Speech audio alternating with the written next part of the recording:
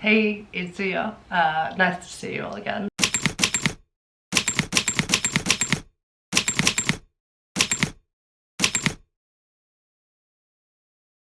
I have been really sick with the flu, so if I sound still a little funny, that'd be why.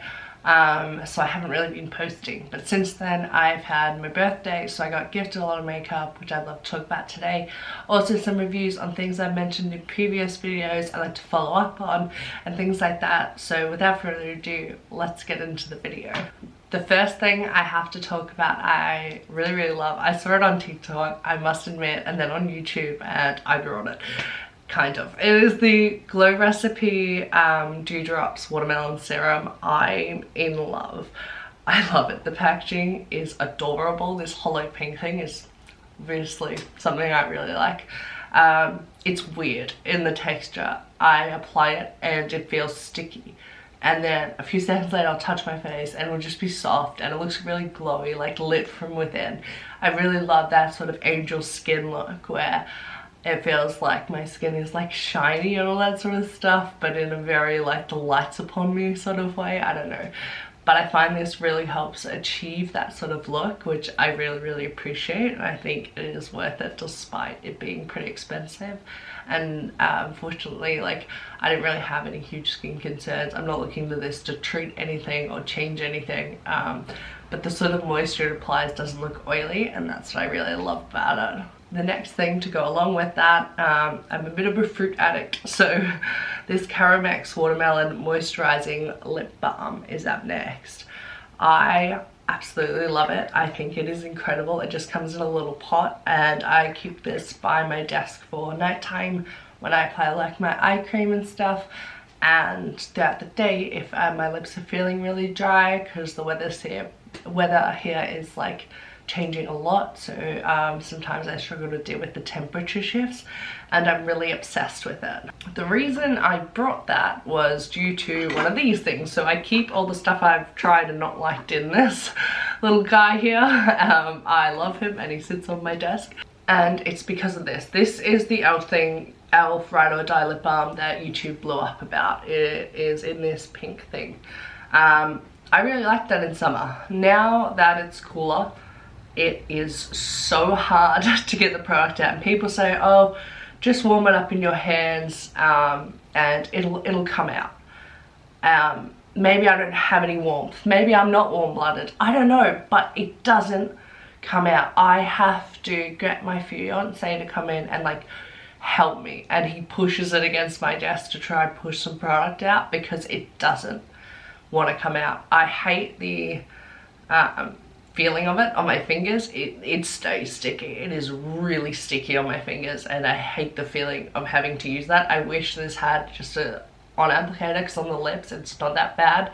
It does melt down, but on my fingers it remains like this residue of like stickiness. And it was cheap, so I wouldn't necessarily say I regret buying it, but I would not purchase this again. The next thing I'm going to talk about is mascaras, of which I have a few to talk about. The first one I tried was this Stila waterproof mascara. The main reason, I must say, I picked it is because of this packaging. It's got tiny little dewdrops on it, like that are raised, these little bumps. It looks like rain, and I love that nature look to it.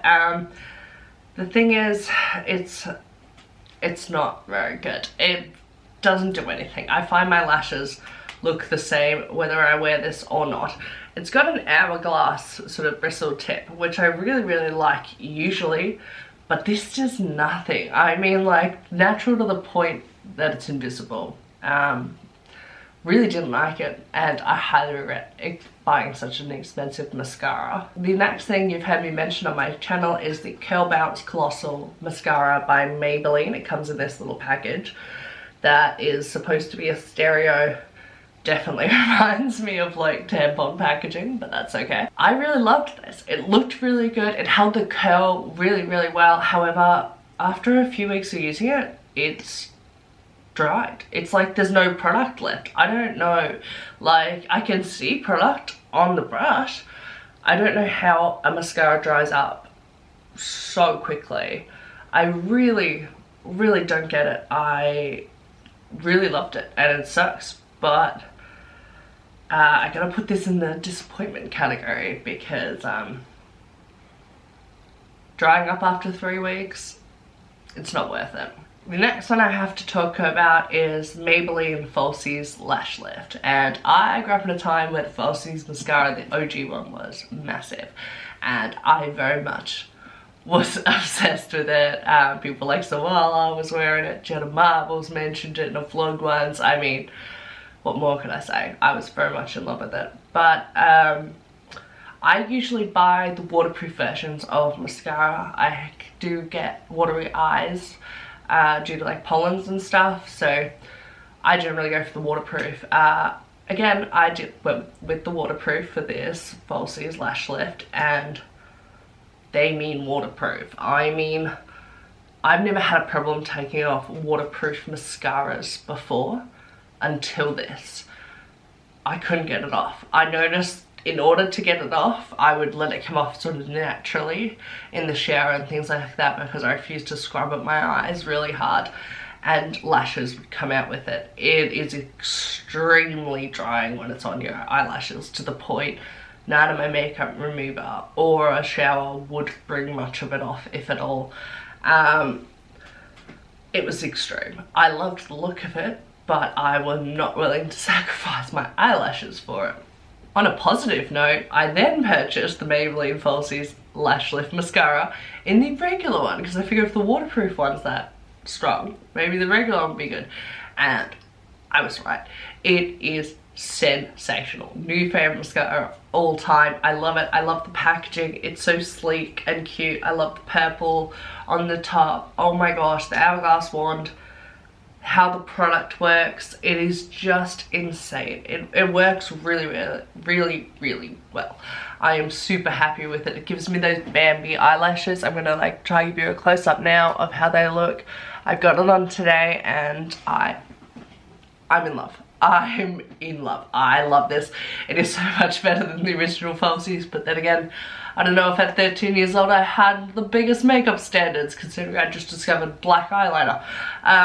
However, this is incredible. It is better than high-end ones I've tried.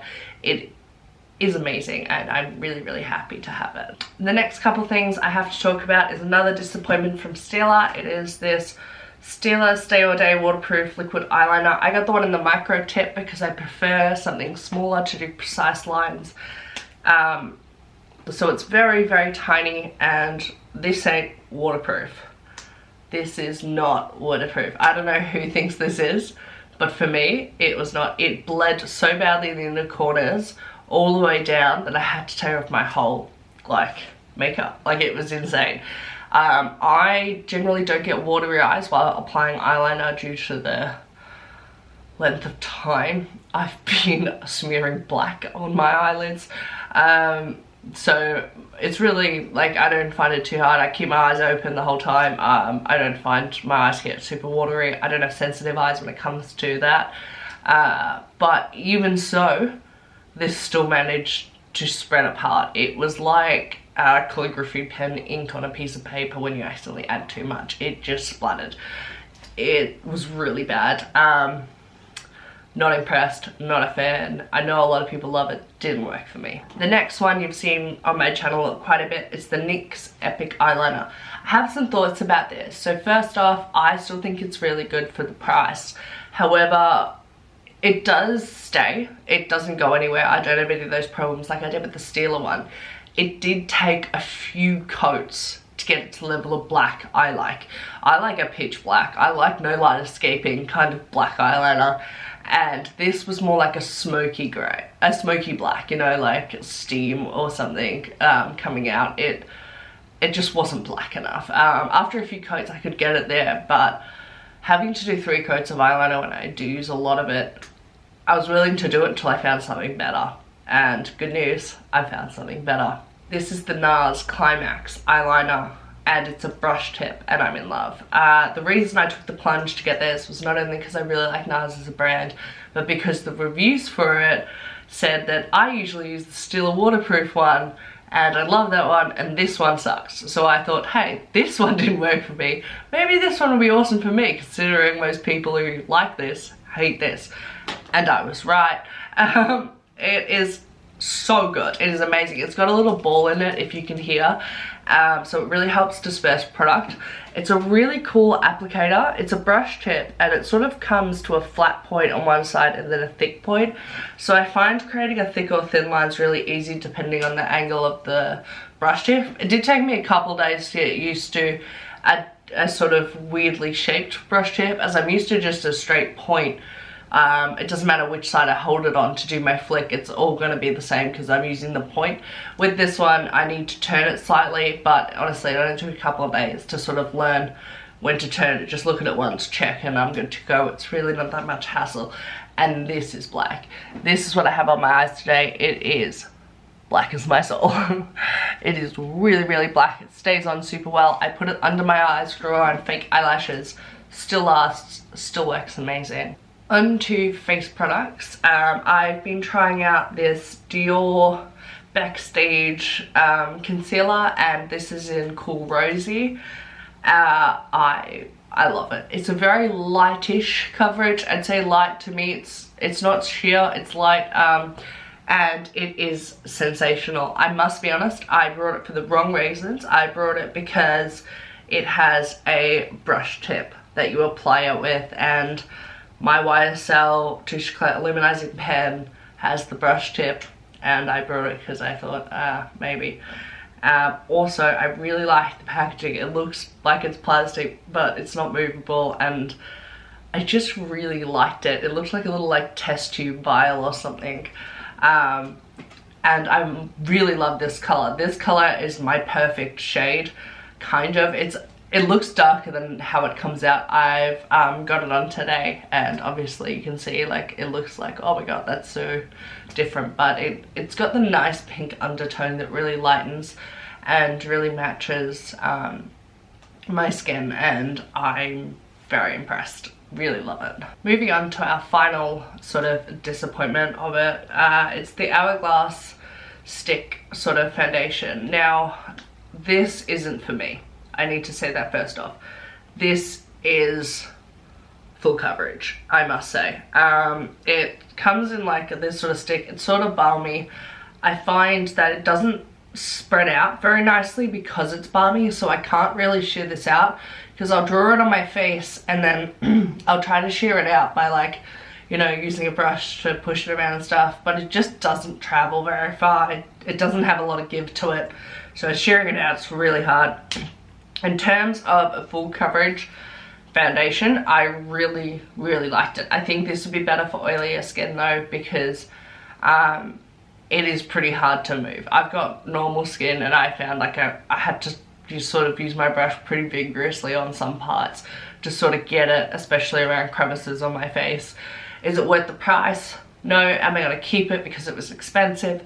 Yes. However, it's just not that great. I really think there's other better stuff out there, even if you like full coverage. I wasn't super impressed by this, and the application process just feels like it takes too long. Now we're moving on to the stuff I got gifted for my birthday, which is super exciting. The first thing is, well, two things. They are the most perfect blushes in the world, and I'm not just saying that. I love blush, as you can see. I really like a strong blush. I like a lot of blush. I like an anime looking blush. Blush is awesome. It's like also what eyeliner is to me. I'm obsessed. And I got two of the Givenchy blushes that went viral on TikTok. These are the I don't speak French blushes. The Prisme Libre blush, and I got shade 1 and 2, and they're these two bad boys. I'd open them, but they're loose. Shade 1 is a very cool toned sort of blush. I love it for when I look kind of like very, it sort of washes me out, but in a really pretty way. It kind of makes me look very doll-like and very porcelain, and like I'm a snow fairy or something. It really does just make me look like I caught a chill. However, the shade number 2 is so vastly different. This is what I've got on today. It's very much the sunburn blush I go for. People online often say, oh my god, it's so pigmented, it's hard to get used to. I actually, when I tried it, I was expecting a lot more pigment than what comes out of it. If you were to use the little powder puff they provide in this, it's really natural. I use a brush because I would need a lot more than that, and even then I have to build it up a little bit to get to this level, the level I like. So I wouldn't call it super pigmented in terms of other blushes I've tried, but it's no rare beauty, that's all I'm saying. However, I would say it has pretty medium coverage, which a lot of blushes favour sheer, so I can see why people might misidentify and think that. The next thing I have to talk about is a bit of a novelty. It's a Charlotte Tilbury Luxury Quad. This is in the shade Pillow Talk Dreams. I have had my eye on these sort of quads for a really long time. However, it's a lot of money for 4 shades, and I wear a lot of different eyeshadows, so I wasn't sure if it was worth it. These are the shades in here. I love it. I really love this formula. I think it is awesome. I really love the kind of eye look I can get out of these sort of shades. I find the formula is luxurious and it picks up the light so beautifully. I don't know if that's picking up, but I get it. I hate to say that because it's like so expensive, but I really get it. I love it, and I've got a couple more I'd like to try in mind. I think definitely though, if you don't like the colours, it doesn't matter how good the formula is, you're not gonna wear it.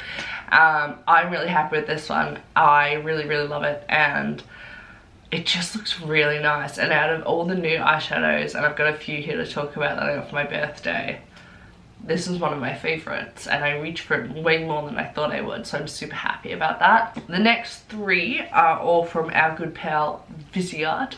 So I've got the Petite Fours here. This is in the shade, the range Bullion, and here is a gold, black, light gold, and white gold.